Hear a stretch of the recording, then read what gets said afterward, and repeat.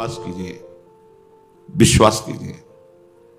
इसलिए कह रहा हूं कि विश्वास कर लोगे तो पार हो जाओगे। नहीं, आगे ऐसा समय आएगा, इस भगवान नाम कीर्तन और सत्संग भी आप नहीं कर पाएंगे, सुन नहीं पाएंगे और कर नहीं पाएंगे। समय आएगा, देख लेना। जैसे धूल भरी आंधी चलती है दूर से, तो देखने वाला समझ जाता है बादल और उस दिशा को देख के कि सावधान, बहुत विशाल आंधी आ रही। ऐसे ही भगवत मार्ग के पथिकों को आभास होने लगता है। तो हम कई बार सत्संग में इसलिए कहते सावधान, ऐसी आंधी आएगी कलयुग की कि आप दंडित किए जाओगे यदि सत्संग और नाम कीर्तन करोगे। देख लेना, समय आएगा। इसी जन्म में भगवत प्राप्ति निश्चित हो जाएगी, जिसे आत्मसमर्पण कहते हैं, प्रपत्ति कहते हैं, शरणागति कहते हैं, बहुत से शब्दों से कहा जाता है। निर्भरा भक्ति कहते हैं, पूर्ण आश्रित आश्रय कहते हैं। निश्चित इससे भगवत प्राप्ति हो जाती है। शरणागत के लिए ऐसा नहीं कि वो विद्वान होना चाहिए, शास्त्र खूब स्वाध्याय किए हो, बड़ा लक्ष्मीवान हो, धनवान हो, ऐसा बहुत से उसमें दैवी संपदा के गुण हो, ऐसा सुनो। शरणागत के लिए कोई शर्त नहीं है। तो हम किसी योग्य नहीं, पर यही एक बात आ जाए, निश्चित भगवत प्राप्ति हो जाएगी। गुरु कृपा से एक पक्ष साधना का ऐसा हुआ जहां कृपा शब्द से परिचय ही नहीं है। शरणागत केवल गुरुदेव की, इंद्रियों पर विजय प्राप्त करके अपने स्वरूप में स्थित होना, दूसरी बात नहीं। एक पक्ष आया कृपा का, जिसने सब अहम को चूर कर दिया, किसी साधन के योग्य नहीं रह गया। फिर जो हुआ वो कभी साधना से हो ही नहीं सकता था, ये पक्का विश्वास, ये केवल कृपा से हुआ। इसलिए देखो, शरणागति के लिए कोई शर्त नहीं है। न विद्या येषां श्रीर्न शरणमपि सन्न च गुणाः परित्यक्ता लोकैरपि व्रजन युक्ताः श्रुतिजडाः शरण्यं यं तेऽपि प्रसिद्ध गुणमाश्रित्य सुजना विमुक्तास्तं वन्दे यदुपतिमहं कृष्णममलम्। जिसमें कोई गुण नहीं है, बहुत ध्यान से सुनना, निश्चित भगवत प्राप्ति हो जाएगी। बहुत मनन किया हुआ विषय है और यही जीवन का आखिरी सोपान है। चाहे कोई कितनी साधना कर ले, जब कृपा होगी तो यही आखिरी सोपान है, पूर्ण समर्पण, जिसमें कोई गुण नहीं है। अब आप गुण के विषय में सोच नहीं सकते कि हम में तो कोई गुण नहीं है, आप हमारे भगवान के लायक हो।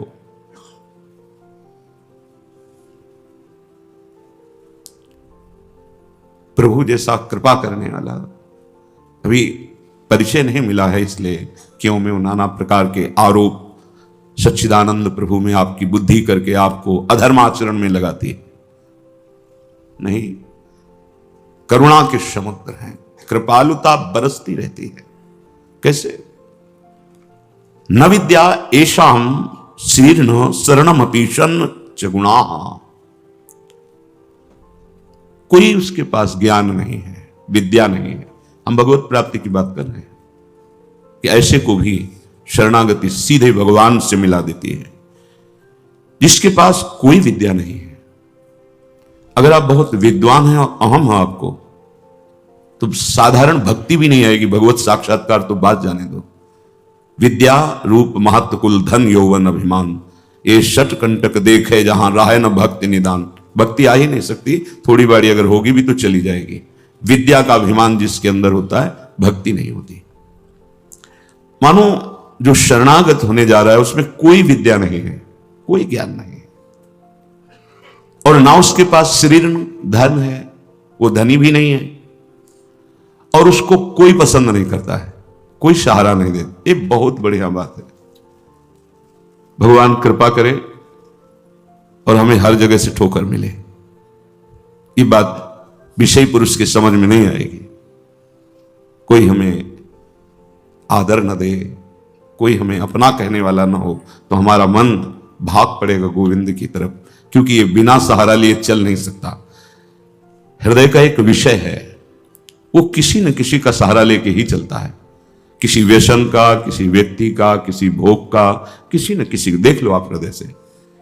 बस इसके यही सहारे काटने हैं और पूर्ण ये सब सहारे एक जगह पूर्ण हो जाए।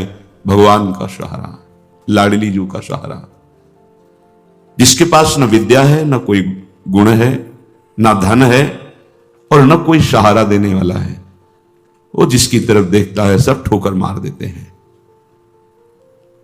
सबने जिसको त्याग दिया है, अगर वो कहीं संत कृपा से भगवान की शरण में आ जाए, ऐसा प्रभु की शरण ले ले। प्रसिद्ध गुण माश्रित सुजना, भगवान उसमें जो सुजन महात्मा जन है, उनमें जो गुण होते हैं वो सब भर देते हैं उस शरणागत में।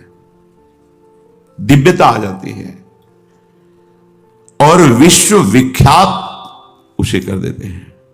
ये भगवान का शरणम यम तेपी प्रसिद्ध गुणमाश्रित सुजना विमुक्तास्तम। जो बिल्कुल गुणहीन था, धनहीन था, विद्याहीन था, सब ठोकर मारते थे, कोई सहारा देने वाला नहीं था। ये सब इस मानो ये हमारे ही जीवन की बात कही जा रही है।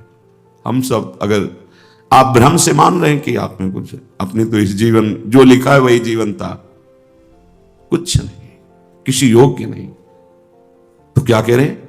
जब भगवान की वो शरण में आया तो सारे वो गुण भर दिए भगवान ने जो एक दिव्य महात्मा में होते हैं। और क्या किया?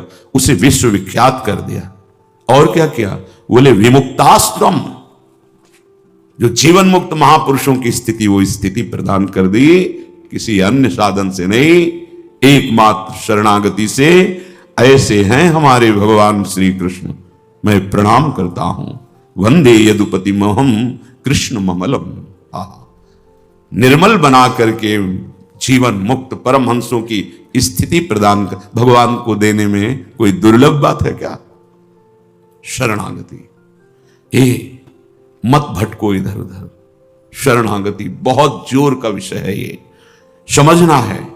भगवान कहते हैं क्या करना है, क्या नहीं करना है, अब तुम्हारे ऊपर ये भार नहीं रहा।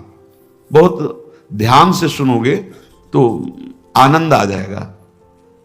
तुम्हें ये बात कोई समझाएगा भी तो नहीं समझ में आएगी कि अब तुम्हारा कल्याण नहीं होने वाला।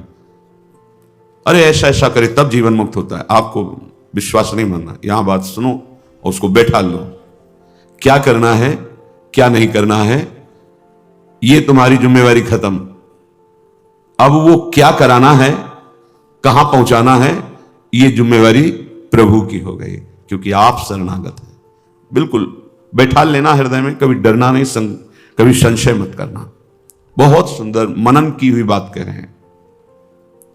स्वयं भगवान के शरणागत हो जाना संपूर्ण साधनों का फल है, सार है। बस शरणागति को समझना, आगे पूरे विवरण में आएगा, विस्तृत रूप से है कि क्या शरणागति का स्वरूप है।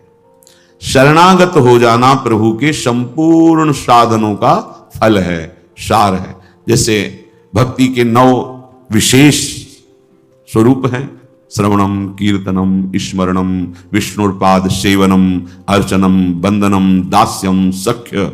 पर ये जो 9वां है, ये अष्ट भक्ति का फल है, आत्मसमर्पण, आत्मनिवेदनम, आत्मसमर्पण। अपने आप को प्रभु के हवाले कर देना, अंदर से, हृदय से। आप देखो, ये ऐसा वो परिस्थिति पैदा कर देते हैं या ऐसा ज्ञान दे देते हैं, दोनों बातें। पूर्ण समर्पण तभी होता है जब अशरण हो जाता है, हर जगह धक्का, कोई सहारा देने वाला नहीं, उसके पास कुछ नहीं, कोई अगर उसकी तरफ से निकलना चाहो तो हटकर दूर खड़ा हो जाएगा, कहीं कुछ मांग न ले, कहीं कुछ कह न दे, ऐसा तिरस्कृत, उसे विश्ववंदनीय बना देते हैं भगवान। पक्का केवल शरणागति बहुत बड़ा स्वरूप है शरणागति का। यह संपूर्ण साधनों का सार है। शरणागत भक्त को अपने कल्याण के लिए कुछ भी करना शेष नहीं रहता। सुनते जाना, जैसे पतिव्रता शरीर श्रृंगार करती है पति के लिए, पूरे ग्रह की टहल करती है पति सुख के लिए, उसकी एक एक चेष्टा केवल अपने पति के लिए होती है। यहां तक कि वो पूरे कुटुंब का, पुत्र पुत्री सबका पालन पोषण केवल पति प्रसन्नता के लिए करती है। ठीक बस ऐसे ही शरणागत का स्वभाव बन जाता है। उसकी शरीर की सारी चेष्टाएं प्रभु को समर्पित, सारी इंद्रियों की चेष्टाएं प्रभु को वो शरणागत है। तभी सेवक जी महाराज कह रहे हैं, हरिवंश पतिव्रत हैं जिनके, सुख संपत्ति दंपति जो तिनके। वृंदावन में विराजमान सहचरियों के मध्य में प्रिया प्रीतम के प्रति जिसका ऐसा अनन्य भाव, बोले उसको निश्चित प्रिया प्रीतम प्राप्त होते हैं, उनकी सेवा उसको प्राप्त। ये बहुत बड़ी बात है। ज्ञान निधि, वैराग्य निधि, बड़े बड़े महापुरुष जब थोड़ा सा रस का श्रवण हुआ तो आकांक्षाएं जागृत हो जाती हैं। हरिराम व्यास जी जिसे पद में कह रहे हैं, किशोरी तेरे चरणन की रज पाऊं, बैठी रहूं कुंजन के कोने, श्याम राधिका गाऊं। जो रज शिव शनकादिक याचत, जिस रस के किनका को श्रवण करके याचना करते हैं कि अगर रज मिल गई तो प्रेम मिल जाएगा, प्रेम मिल गया तो प्रिया प्रीतम मिल जाएंगे। ज्ञान समुद्र हैं भगवान शिव, ब्रह्मा जी परम ज्ञान समुद्र हैं। संपूर्ण सृष्टि का सृजन ज्ञान विज्ञान उन्हीं की तो देन है। शरणागत भक्त शरीर को सुखपूर्वक रखता है, नहाना धोना कपड़ा वो सब। कैसे? जैसे पतिव्रता अपने शरीर को सजाती है, उसका उद्देश्य क्या होता है? पति को सुख देना। पति देखेगा प्रसन्न होगा। यह हमारे परम पति का दासत्व है। गर्व से जैसे वो मांग भरती है, मंगल सूत्र धारण करती है, ऐसे ये तुलसी जी ये हमारा मंगल सूत्र है हमारे प्रीतम परम पति के लिए। ये जैसे ये हमारा सुहाग है। किसी के एक प्रीतम होते हैं तो ठसक में घूमती है, हमारे तो दो दो प्रीतम, प्रिया और प्रीतम दोनों। बिहरत दो प्रीतम कुंज, ये हमारे दो हैं। उस शरीर को लेकर के कि जैसे कोई बाहरी देखे पोशाक धारण किए हुए, खुशबू आ रही है उसके शरीर से, इत्र लगा हुआ है स्वामिनी की प्रसादी, और पान पाए हुए स्वामिनी का पान प्रसाद। जैसे हम पात्र मार्जन करके श्री जी की सेवा में लगाते हैं, अब ये शरीर श्री जी की सेवा का पात्र है। मैं करके भोगों में उतारना निंदनीय है, त्याज्य है, लेकिन श्री जी को समर्पित ये शरीर, चाहे गृहस्थ हो चाहे विरक्त, अब वो उसी तरह से प्यार दुलार लायक है जैसे हम ताम्र पात्र को मार्जन करके पवित्र स्थान में ऊंचे पे रखते हैं।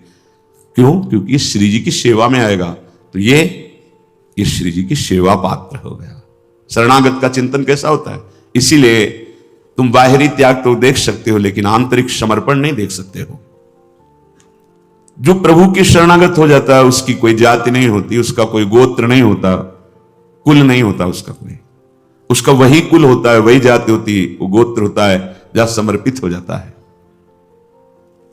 लोक में देखो थोड़ा सा समर्पण, अन्य गोत्र कुल की कन्या जब अपने पति को स्वीकार करती है तो पति का गोत्र और कुल उसका हो जाता है, फिर उसका अलग से नहीं बना। अलग तो वो समझ नहीं पा रहा इसलिए नहीं, एक ही बना, वो कोई और रहे कुल में, उसका गोत्र अलग है उसके।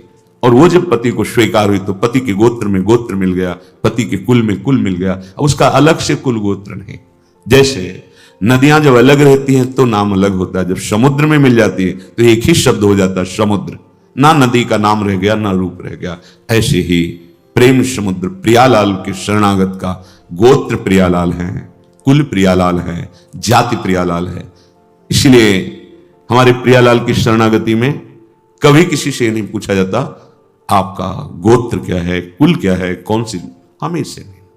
आप हमारे प्रभु के अंश हो, प्रभु के शरणागत होना चाहिए, शरण होइए, बिल्कुल समान व्यवहार आपके साथ होगा। उसमें थोड़ी भी व्यवहार में कि आप इस जात के हैं तो आप इस सेवा में नहीं आ सकते, नहीं।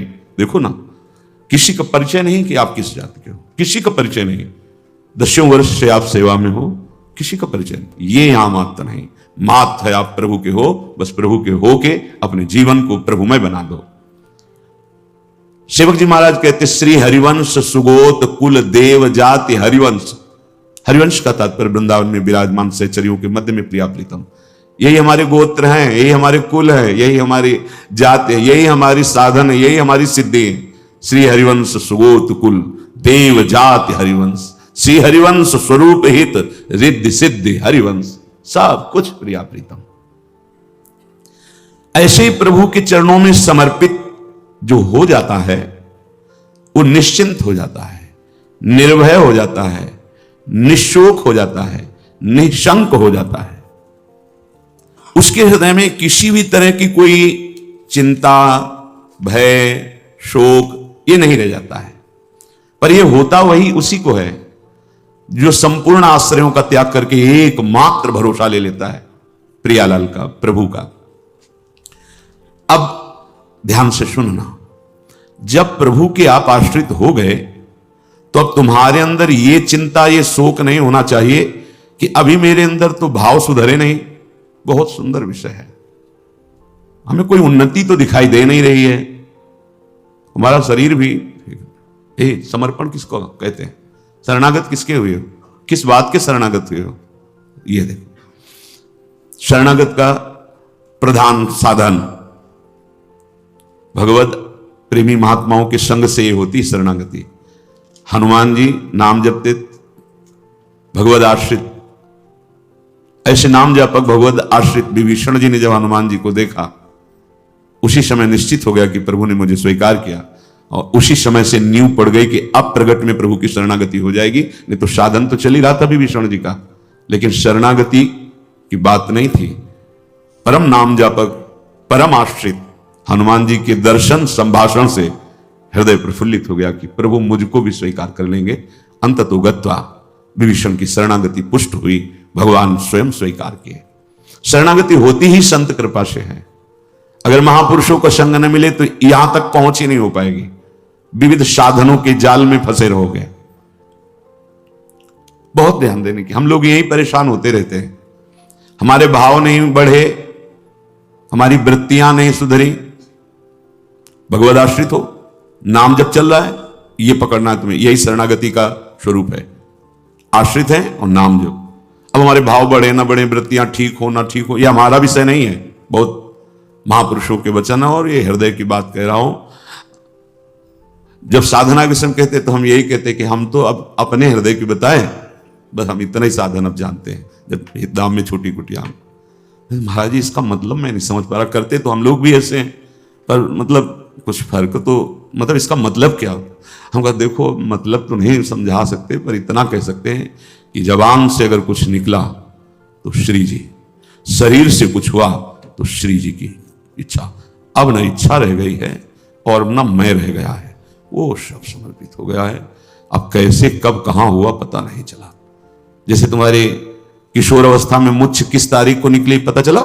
मूंछ भैया 9:10 में मूंछ निकली थी, अमुक तिथि तारीख पता है। और आपे की तो निकली, क्यों नहीं पता? ऐसे आपे की तो शरणागति कब और कैसे हो गई पता नहीं चला, निहाल हो गए।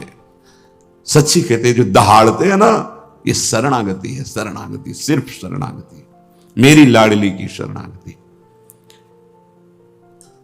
कभी कभी जब आसन पे बैठे होते हो, ये कभी कभी आते थे महीने 2 महीने, तो आए सुनो सुनो बहुत हम तुम्हें सार की बात मुरारी बता रहे, बस बस शरणागति, आश्रित हो जाओ। लाखों बार के लेके यही सब, आश्रित हो जाओ, भगवत आश्रित हो जाओ, सब संभाल लेंगे, सब वो ठीक कर देंगे। ये ऐसा संग का रंग चढ़ता है, सब छोड़ के शरणागति। शरणागति अंदर से है उसके। कठोर व्यवहार करके भी देखा कोई फर्क नहीं, शरणागति पे कोई फर्क। जब जैसे अब तो महाराज जी आपके ऊपर नाराज है, इससे हमें भ्रम में नहीं डाल सकते। हमारे जो कहेंगे जैसे कहेंगे तो सब छोड़ो इधर, या नहीं प्रवेश, ऐसे नहीं, वैसे वैसे वैसे। शरणागति को समझ जाए तो फिर कोई भय नहीं रहता। अब हमारी जिम्मेवारी कि हमारा मन कहाँ जा रहा है, हमारी चित्तवृत्ति कहाँ जा रही, हमारी स्थिति क्या है। आप देखो प्रभु, आप देखो, आपका समय है। मस्ती ना आ जाए उसी क्षण मस्ती आ जाएगी। आप देखो, ध्यान से देखना। यदि तुमने संपूर्ण आश्रयों का त्याग करके, तो ये संपूर्ण आश्रयों का त्याग होता ही है केवल संत से, पढ़ने लिखने से नहीं होता। अपने आप जो शरणागति का स्वरूप आएगा वो संत संग। सर्व संगोपहो हिमाम, समस्त संगों के त्याग कराने की सामर्थ्य सिर्फ सत्संग में है, सिर्फ सत्संग में। बिना संत महापुरुषों के ये शरणागति नहीं होती।